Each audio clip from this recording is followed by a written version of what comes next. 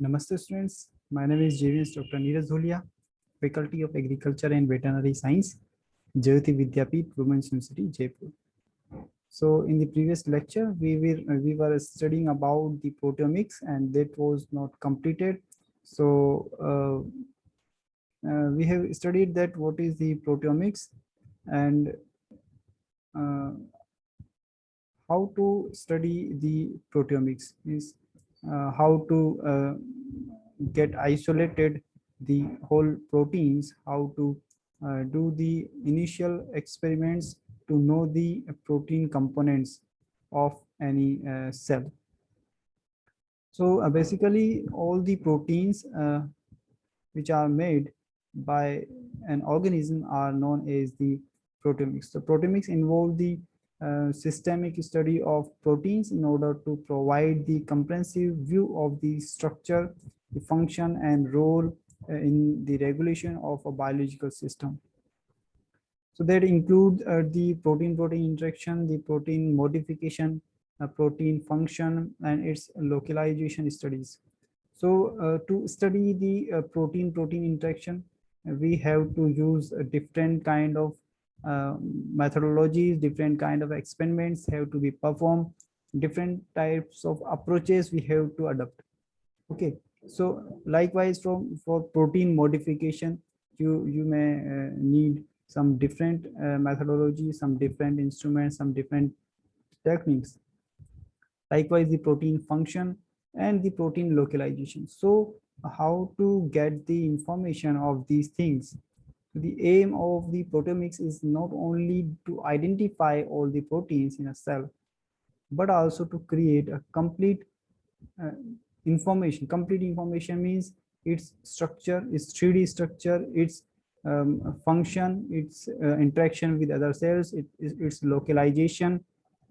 Okay, so coupled with advance in the bioinformatics, so this approach to comprehensively describing the biological systems will undoubtedly have a major impact on our understanding of the phenotype of both normal and diseased cells.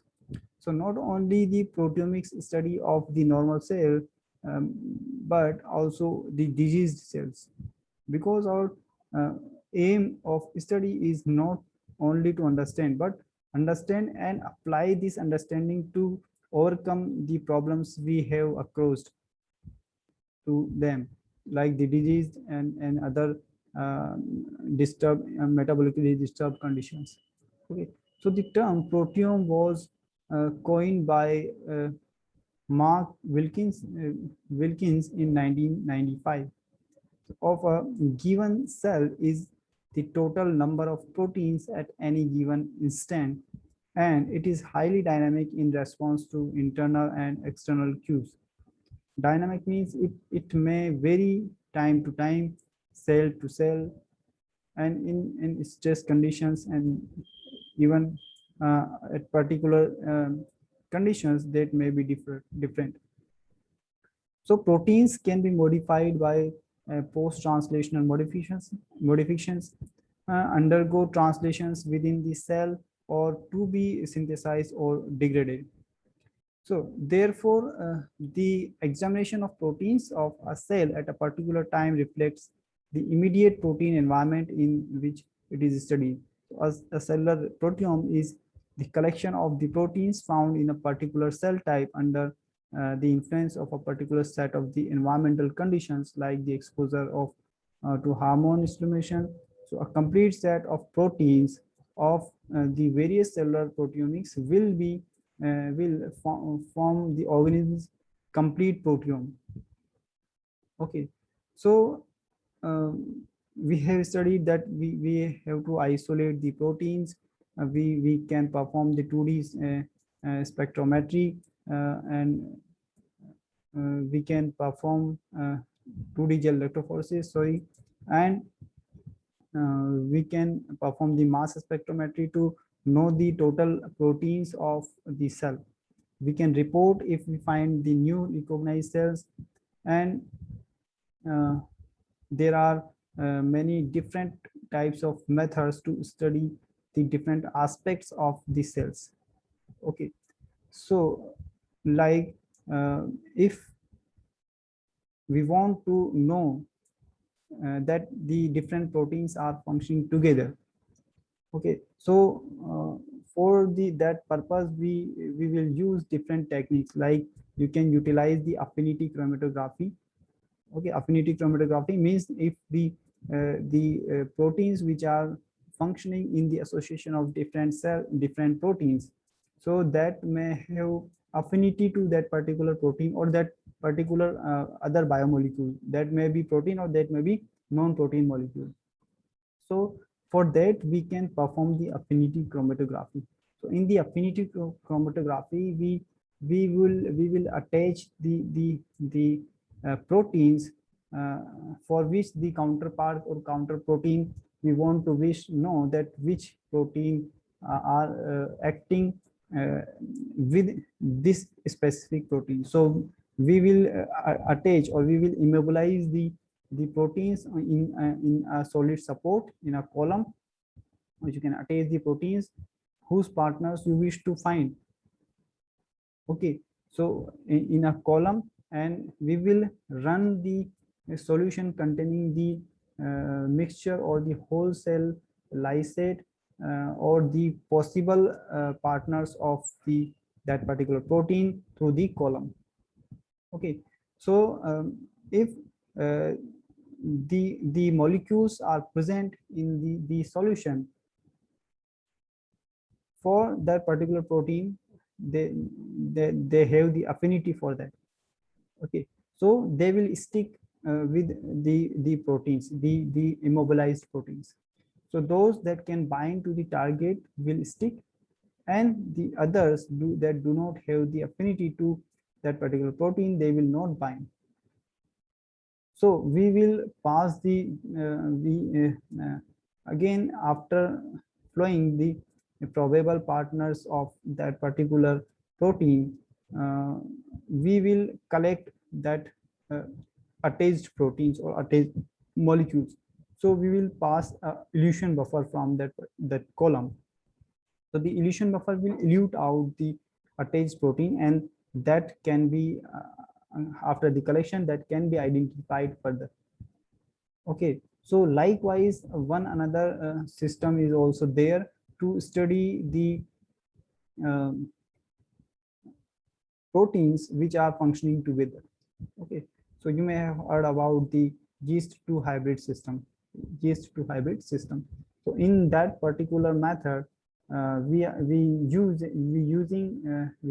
the yeast, that is Saccharomyces cerevisiae, and it can it have different protein domains. Okay, one is a DNA binding domain and one is an activation domain.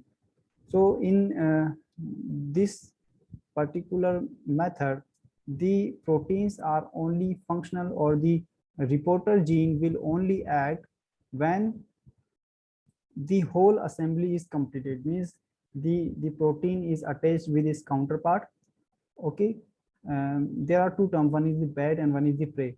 So prey, so bed is attached with the binding site, and the prey is attached with the uh, regulatory sites. Okay, so the reporter gene will report only when they bait and prey will combine together. So if so using this method, we can recognize the probable the counterparts of the proteins. Okay, so again a different method is there, that is known as the phase display. Okay, so what is the phase display? So this method explores the DNA bacteriophage that infects the E. coli.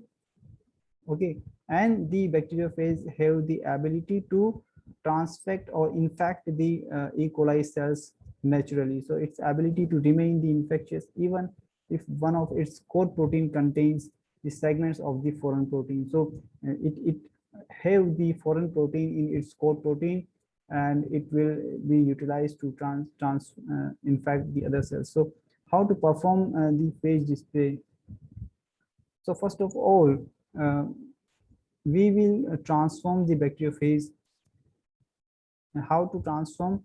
uh, a mixture will be prepared of the DNA and the DNA from that particular organism and the DNA encoding one of the viral code protein.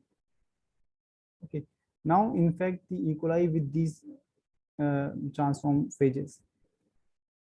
Now the bacteriophage will replicate and simultaneously it will have the code protein.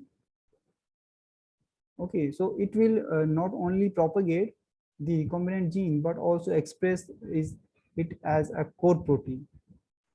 So both will be incorporated into the virion, and now we will harvest the viruses, and we will again pass the mixture through the affinity chromatography column to which the target proteins have already been fixed.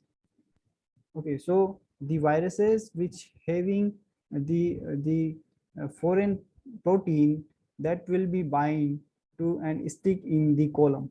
And again we will elute it and we will infect the bacteria and we will grow the colonies. Okay, and so the another protein that associates with your target protein may be identified by this method. Okay, so phage display is also used to make the monoclonal antibodies without the need of the mice. Okay, so generally for production of the antibodies you need some animals. You inject the um, virulent particle in that particular animal, that the animal will react and will create the counterparts, means the antibodies against that virus or that bacteria, and we will sacrifice or we will harvest the blood and separate the serum from them, and we will selectively screen out or select the antibodies for that particular pathogenic particle.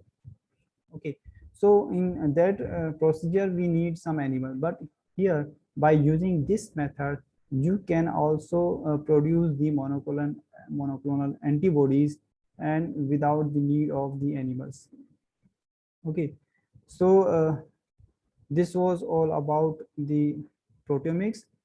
Still the this topic is not completed yet, so we will need one more lecture for completing the proteomics, and hope you are satisfied with this detailed session. And if you have any query you can write in the comment box. And this session is powered by Digital Version 2, Jyoti Vidyapeeth Women's University Jaipur. Thank you.